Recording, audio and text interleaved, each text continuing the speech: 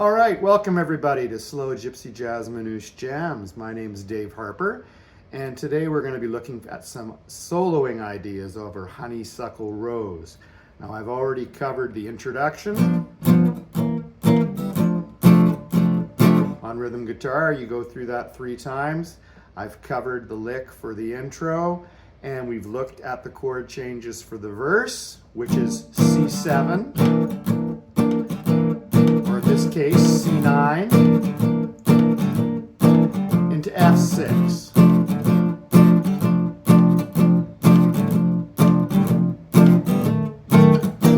Now, the question I asked you in my last blog post was, what does Fats Waller's 1929 song, Honeysuckle Rose, have in common with Roy Orbison's Pretty Woman? The answer is the flat 7, and they both start on the 5 chord. Pretty Woman starts on a E7 chord with that famous riff. And if you're Van Halen type, it's wow, wow, wow, okay? So what we're going to do is we're going to use this idea of the flat 7 riff. We're going to transpose that into the key of F. Now, Pretty Woman, it's an E7 chord, so we have the 1, the root of the chord, G sharp. The third of the chord, B, is the 5, and then open D is the flat 7. Okay, so we need to find the 1, the 3, the 5, and the flat 7 on a C7 chord. Our C7 chord looks like that.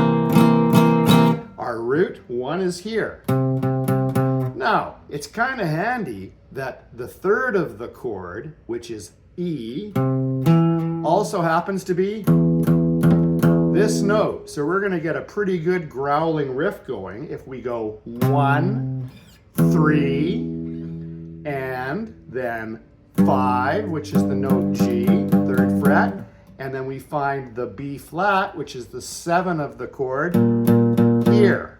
So the Pretty Woman riff goes, right? Now we transpose it over a C7 chord and we get, all right? So how are we going to use that for soloing? The C7 chord lasts for 4 measures in Honeysuckle Rose. So we want to use that riff to try and fill up 4 measures. So what we're going to do is we're going to move it across the neck, the way Django Reinhardt would have done the same riff in 3 different positions. So the first position is here, based on this shape. All right, now 1, 3, 5, flat 7. Here's the 1 again. Rather than going down to E, we're going to go up. So on the D string, 2nd fret. Then we need the note G, which is the 5 of the chord. That's here. 5th fret of the D string. And now our B flat is on the G string. So now if we put those 2 together, we end up with. Now, we're not done yet. All right, now B flat, B, C. We've got another C here. We can keep moving the riff up across the fretboard. Here's our C. We have the shape for a C major chord here. There's the E, the 3rd of the chord. E. There's the next G on the B string. Where's the B flat? Right here on the E string. So now if we put those 3 together,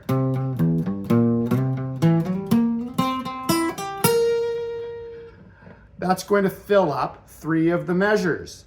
But what's coming next is the chord is going to change from C7 to F6.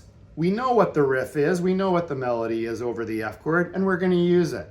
When you're soloing in gypsy jazz, you don't always have to be soloing all the time. It's nice to play a lick or a riff that's different from the original melody, and then sneak back in the original melody.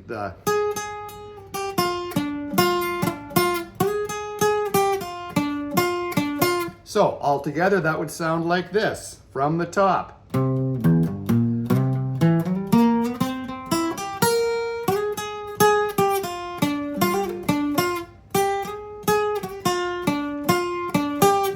All right, so you've got that.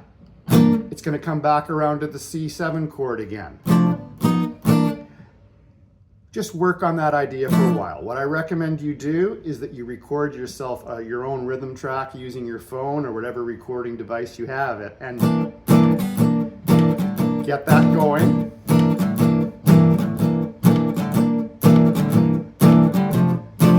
And just loop it.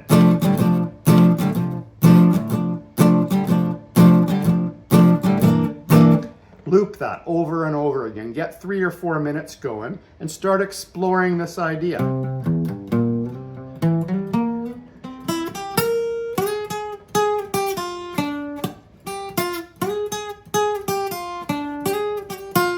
Now, the original lick, another idea that we can work on here, is out of the original melody.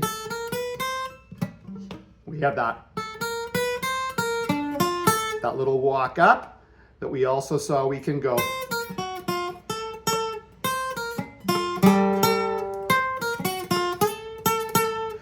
Now, we can take that same idea and start throwing in some Django Reinhardt style bends. So that would look like this.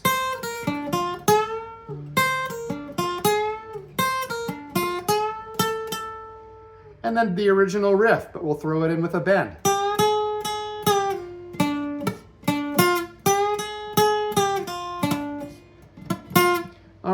So those are another couple of ideas you can explore. Now, after you've been through the verse 2 times, because the song goes A, B, A, we come to the B section. So coming out of the A section into the B section, we go up to an F7 chord,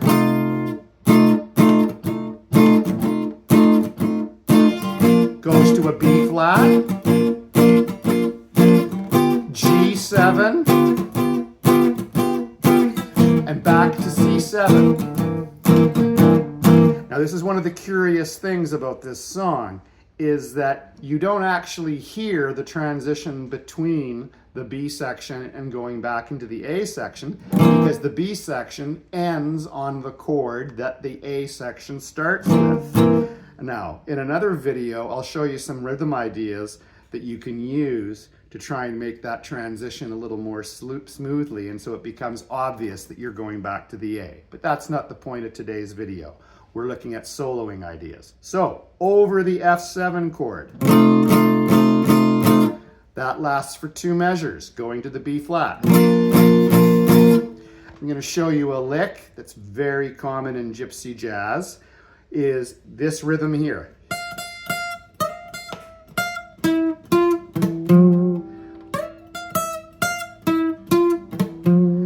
That consists of is going to the root of the chord. It's an F7 chord, and you're going to play F, and you're going to use an approach note to come back to the F. Then you're going to go down the octave and approach the F again from down below, and down the octave again. So you've got F, F, E, F, E, F, E, F. Okay, that's going to fill your 2 measures of F7. You go to the B flat. Now, one of the things when you're playing over a major chord, one of the things that's really important in gypsy jazz, and we talked about this in the previous video, is this whole idea of using the 6th of the chord. So we've got B flat, our 6th of the chord, or B flat, sorry. Got B flat, our 6th chord. There's our 5th, the chord. Root, 5th, 3rd, root. 5th, there's the 6th. So a nice little lick you can use over a 1 chord to fill a couple of measures goes like this. You go root, 3rd, 5th, 6th, major 7.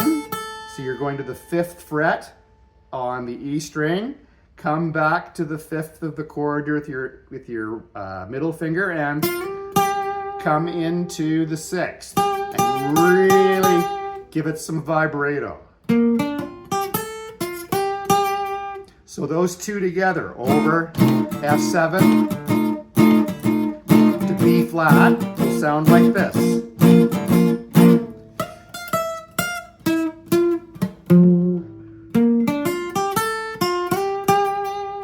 Now, we now go up to G7, which is going to take us to C7. So for G7, we're going to use the same idea we used over F7. We're going to come up to the 15th fret on the E string and do that same lick.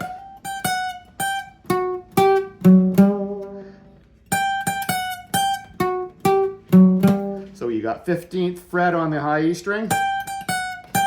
Then you've got 10th fret on and 8th fret on the G and the A strings. Whoops.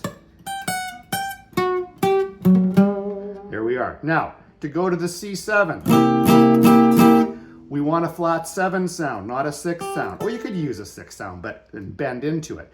So for the C7, because we want to emphasize that note, that flat 7, after you do this little lick,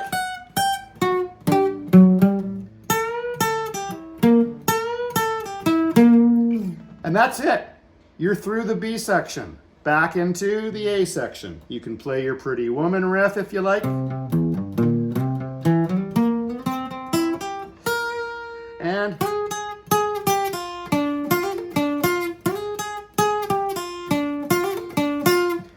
And that's it for today, folks. Okay, those are all the ideas I wanted to explore with you this time. Next time, we will look at some rhythm ideas to dress it up a little bit more and look at another couple of licks, okay? So, explore the Pretty Woman riff and explore the bends. Explore the octave riff. And explore the riff using the 6th and the 7th. All right, that's it for today. That's Dave Harper signing off, and see you next time. Ciao for now. A biento.